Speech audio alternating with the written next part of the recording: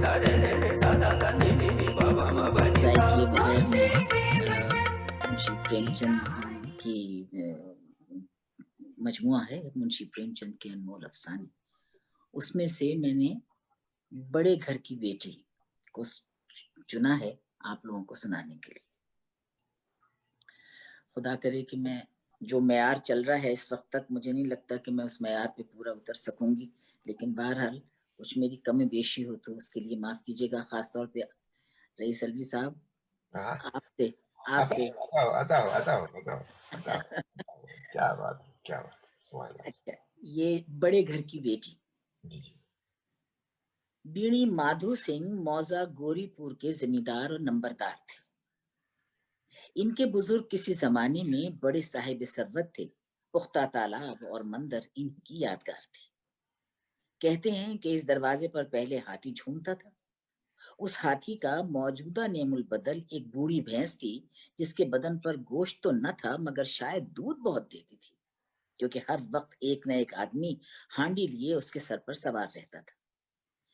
पीणी माधो सिंह ने निस्फ से जायद जायदाद वकीलों की नजर की और अब उनकी सालाना आमदनी 1000 से जायद न थी। ठाकुर साहब के 2 बेटे थे। बड़े का नाम श्रीकंठ सिंह था। उसने एक मुद्दत दराज की जानकारी के बाद बीए की डिग्री हासिल की थी और अब एक दफ्तर में नौकर था। छोटा लड़का लाल बिहारी सिंह दोहरे बदन का सजीला जवान था। भरा हुआ चेहरा, चौड़ा चकला सीना, भैंस के 2 सेर ताजा दूध का नाश्ता कर जाता था। श्रीकंठ इससे बिल्कुल मुतजाद थे। इन जाहिरी खूबियों को उन्होंने 2 अंग्रेजी हुरूफ बी ए पर कुर्बान कर दिया था।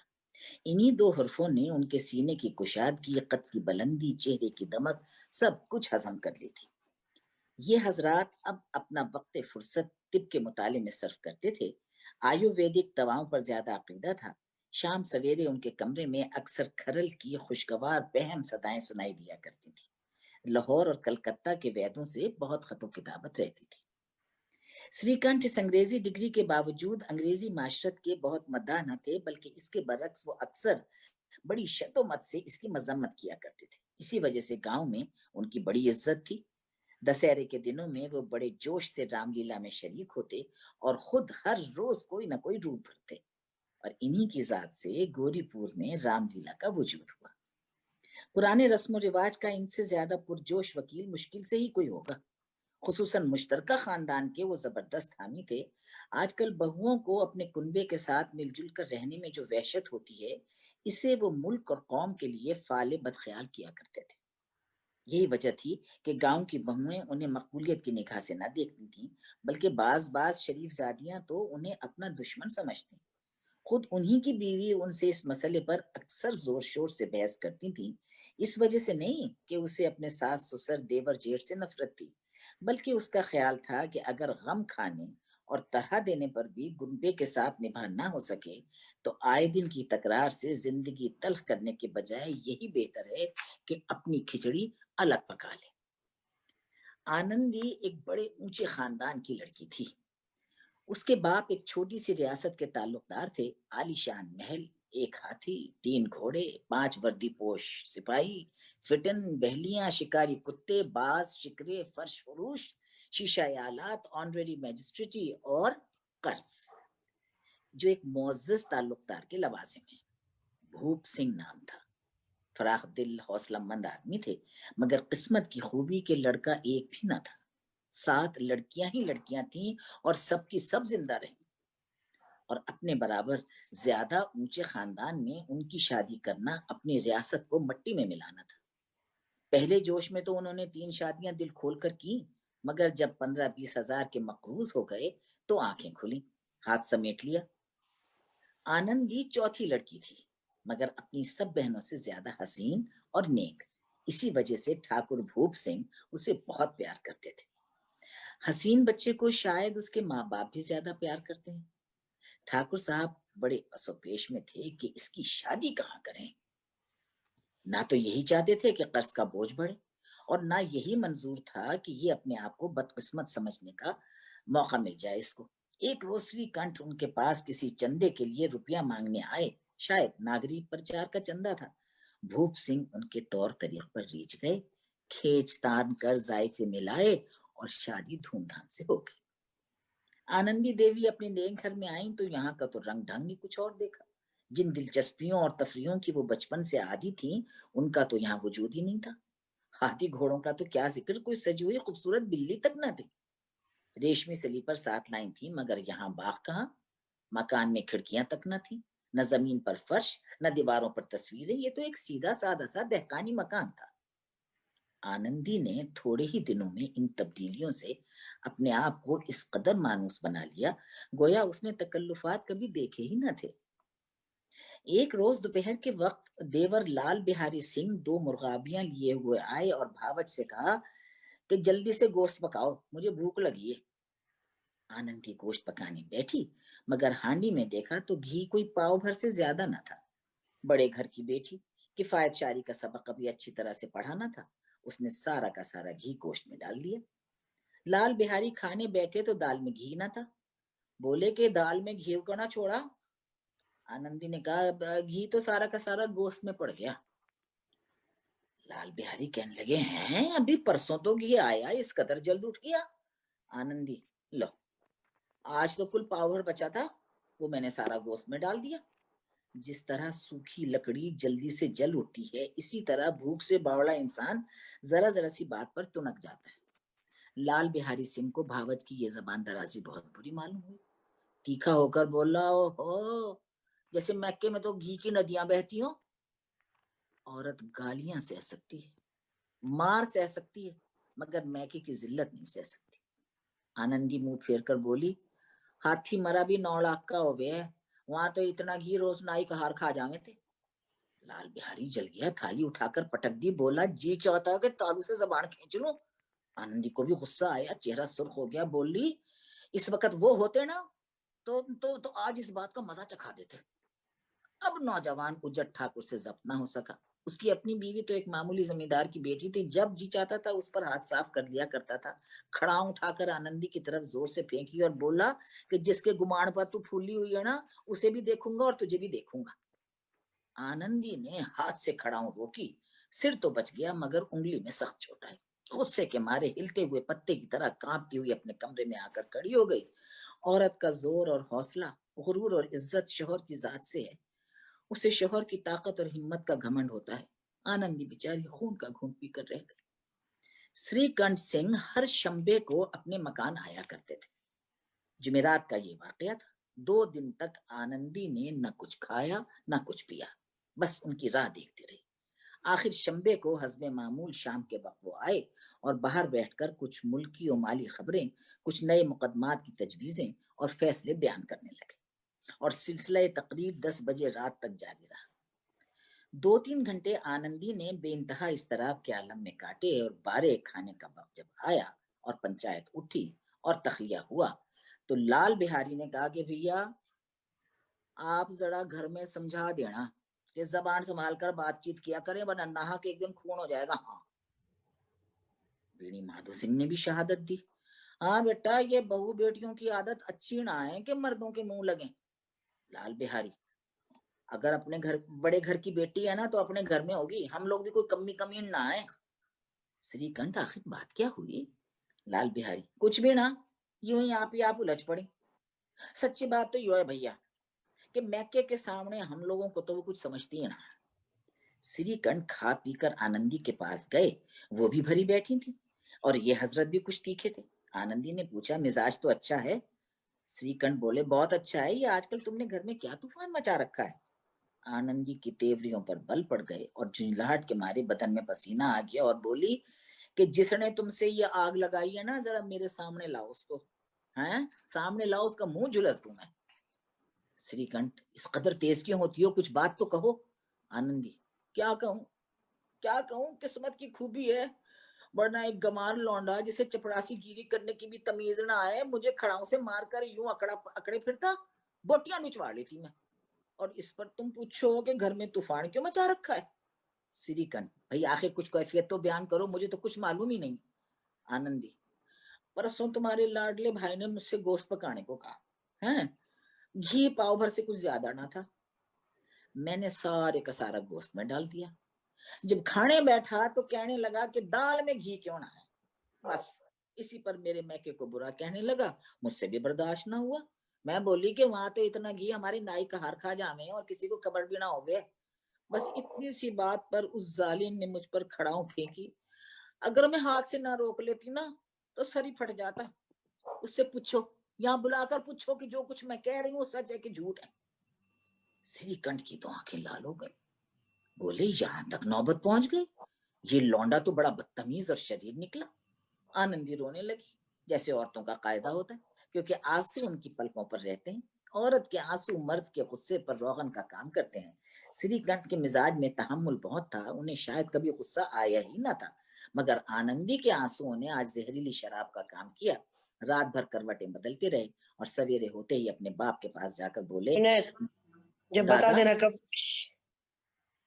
दादा अब मेरा निभा इस घर में ना होगा। वीणी माधो सिंह जो लेटे हुए थे घबराकर उठकर बैठे, बोले क्यों भाई क्यों? श्रीकंठ इसलिए कि मुझे भी अपनी इज्जत का कुछ थोड़ा बहुत ख्याल है। आपके घर में अब हठधर्मी का ये हाल हो गया है कि जिनको जिनको बड़ों का अदब होना चाहिए वो उनके सर चढ़ते हैं। मैं तो दूसरे का गुलाम ठहरा घर पर रहता नहीं, और यहाँ मेरे पीछे औरतों पर खड़ा हूं और जूतों की बौछार होती है। चलिए कड़ी बात का तो मुजायका नहीं, कोई एक की दो कह दे, यहां तक तो मैं जब्त कर सकता हूँ, मगर ये नहीं हो सकता कि मेरे ऊपर लात और घूंसे पड़े और मैं दम ना मारूं। बीड़ी माधो सिंह कुछ जवाब न दे सके। श्रीकंठ हमेशा उनका अदब करते थे, उनके लिए उनके ऐसे तेवर देखकर बूढ़ा ठाकुर लाजवाब हो गया। सिर्फ इतना बोला, बेटा देख बेटा तू अकड़मंद है, अकड़मंद ऐसी बातें ना किया करें।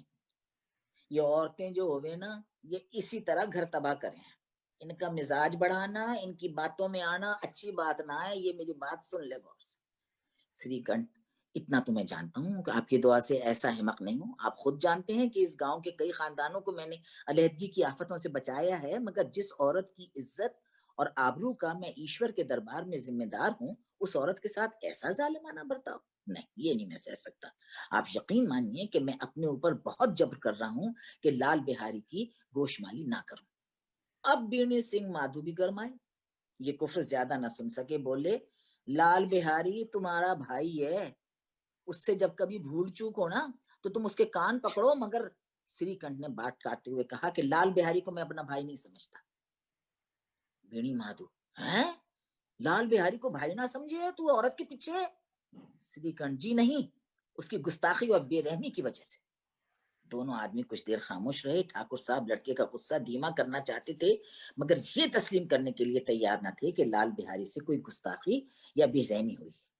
इसी असना में कई और आदमी हुक्का तंबाकू उड़ाने के लिए आ बैठे। कई औरतों ने जब सुना कि श्रीकंठ बीवी के पीछे बाप से आमादा जंग है तो उनका दिल बहुत खुश हुआ, और तरफैन की शिकवा आमेज बातें सुनने के लिए उनकी रूहें तड़पने लगी। कुछ ऐसे हासिद भी गांव में थे जो इस खानदान की सलामत रवि पर दिल ही दिल में जलते थे। इन ख्यालात के आदमियों की आज उम्मीदें मराई। हुक्का पीने के बहाने, कोई लगान की रसीद दिखाने के हीले से आकर बैठने लगे। बीणी माधो सिंह पुराना आदमी था, समझ गया कि आज ये हजरात फूले नहीं समाते। उसके दिल ने यह फैसला किया कि इन्हें खुश तो ना होने दूंगा, खा इन पर कितना ही जबर हो। यकायक लहजाए तकरीर नरम करके बोले, बेटा मैं तुमसे बिल्कुल भी बाहर ना हूं, तुम्हारा जो दिल चाहे करो। अब तो लड़के से खता हो ही गई। इलाहाबाद का नौजवान चिल्लाया हुआ ग्रेजुएट इस घात को ना समझा। अपने डिबेटिंग क्लब में उसने अपनी बात पर अड़ने की आदत सीखी थी, मगर अमली मुबाहिसों के दाव पेश से वाकिफ न था। इस मैदान में वो बिल्कुल अनाड़ी निकला। बाप ने जिस मतलब से पहलू बदला था वहां तक उसकी निगाह न पहुंची, और बोला कि मैं लाल बिहारी सिंह के साथ अब इस घर में नहीं रह सकता। बीणी माधो सिंह, बेटा तुम अकलमंद हो, और अकलमंद जो है ना वो गवारों की बात पर ध्यान ना देवे। वो नासमझ लड़का है, उससे जो कुछ खता हुई है ना, तुम बड़े हो, माफ कर दो। उसने कहा कि ना ना, ये हरकत तो मैं हरगिज माफ नहीं कर सकता। या तो वही घर में रहेगा या मैं ही रहूंगा। आपको अगर उससे ज्यादा मोहब्बत है तो मुझे रुख्सत कीजिए, मैं अपना बोझ आप उठा लूंगा। और अगर मुझे रखना चाहते हैं तो उससे कहिए कि जहां चाहे चला जाए, बस ये मेरा आखिरी फैसला है। लाल बिहारी सिंह दरवाजे की चौखट पर चुपचाप खड़ा बड़े भाई की बातें सुन रहा था। वो उनका बहुत अदब करता था। उसे कभी इतनी जुर्रत ना हुई थी कि श्रीकंठ के सामने चारपाई पर बैठ जाए या हुक्का पी ले या पान खा ले। अपने बाप का भी इतना पास और लिहाज न था जितना वो अपने बड़े भाई का करता था। श्रीकंठ को भी उससे दिली मोहब्बत थी। अपने होश में उन्होंने कभी इसका उसे ना घुरका ना डांटा। जब इलाहाबाद से आते तो जरूर उसके लिए कोई ना कोई तोहफे लाते। मगदर की जोड़ी भी उन्होंने बनवा कर दी थी। पिछले साल जब उसने अपने से डेवड़े जवान को नाग पंचमी के दंगल में पछाड़ दिया था तो उन्होंने खुश होकर अखाड़े ही में जाकर उसे गले से लगाया और 5 रुपए के पैसे लुटा दिए। ऐसे भाई के मुंह से आज ऐसी बातें सुनकर लाल बिहारी सिंह को बड़ा मलाल हुआ। गुस्सा तो उसको नहीं आया, अलबत्ता वो फूट फूट कर रोने लगा। इसमें कोई शक नहीं कि वो अपने फेल पर नादिम था। भाई के आने से एक दिन पहले ही उसका दिल हरदम धड़कता था कि देखूं भैया क्या कहते हैं। मैं उनके सामने कैसे जाऊंगा, मैं उनसे कैसे बोलूंगा, मेरी आंखें उनके सामने कैसे उठेंगी। उसने समझा था कि भैया मुझे बुलाकर समझा देंगे। इस उम्मीद के खिलाफ आज वो अपनी सूरत से बेजार पाता था। वो जाहिल था मगर उसका दिल कहता था कि भैया मेरे साथ ज्यादती कर रहे हैं। अगर श्रीकंठ उसे अकेला बुलाकर 2-4 सख्त बातें कहते बल्कि 2-4 तमाचे भी लगा लेते तो शायद उसे इतना मलाल ना होता। मगर भाई का ये कहना कि अब मैं उसकी सूरत से नफरत रखता हूँ, लाल बिहारी से ना सहा। वो रोता हुआ घर में आया और कोठड़ी में जाकर कपड़े पहने, आंखें पोंछी जिसमें कोई ये ना समझे कि रोता था। तब आनंदी देवी के दरवाजे पर आकर बोला, भाभी भैया ने यो फैसला किया कि वो मेरे साथ इस घर में ना रहेंगे। वो अब मेरा मुंह ना देखना चाहते, इसलिए मैं जाता हूँ। उन्हें फिर कभी मुंह ना दिखाऊंगा। मुझसे जो कुछ खता हुई है ना उसे माफ कर।